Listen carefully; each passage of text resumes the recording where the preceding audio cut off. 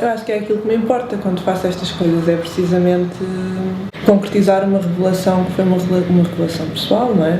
São essas as emoções que importam quando nos tentamos exprimir plasticamente ou de outra qualquer forma. São precisamente as certezas existenciais ou éticas.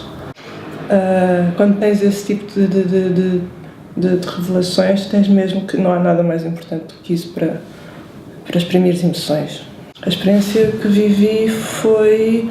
Bom, eu estou muito habituada a nadar, como prática, como um hobby desportivo, para me sentir bem, e estava numa residência artística na zona de Auvergne, em França, há muito tempo sem contacto com a água, e de visita com uma pessoa que me era próxima, fui molhar-me a uma cratera vulcânica cheia de água, um lago, e a escala, quando estava fora desse lago, pareceu-me possível ser percorrida a nado. Portanto, eu poderia fazer o diâmetro do lago a nado, e foi o que fiz, porque estava a precisar, estava cheia de vontade de entrar dentro da água.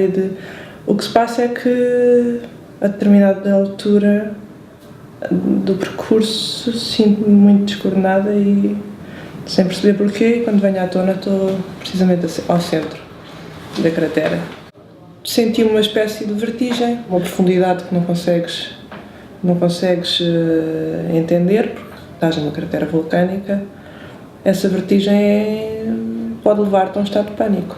Na altura, um estado de pânico silencioso, porque ninguém me podia ouvir ou ajudar, e as minhas extremidades físicas não poderiam agarrar em nada.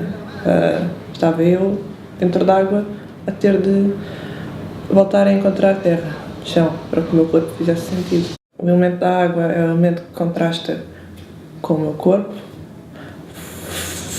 Foi onde me encontrei perdida ou desorientada. Por outro lado, foi também bastante revelador de todas as particularidades de um corpo humano, numa situação de descontexto. Há também outro lado da exposição cheio de memórias afetivas, concretizadas em pequenos objetos e matérias que têm uma relação pessoal comigo.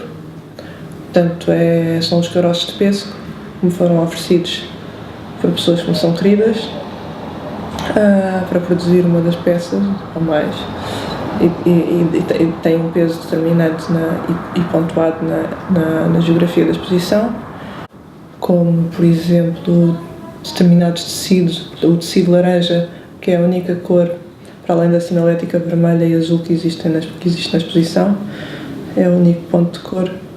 Esse tecido também é-me familiar, foi-me dado e eu estou a doá-lo. É um tecido da minha avó.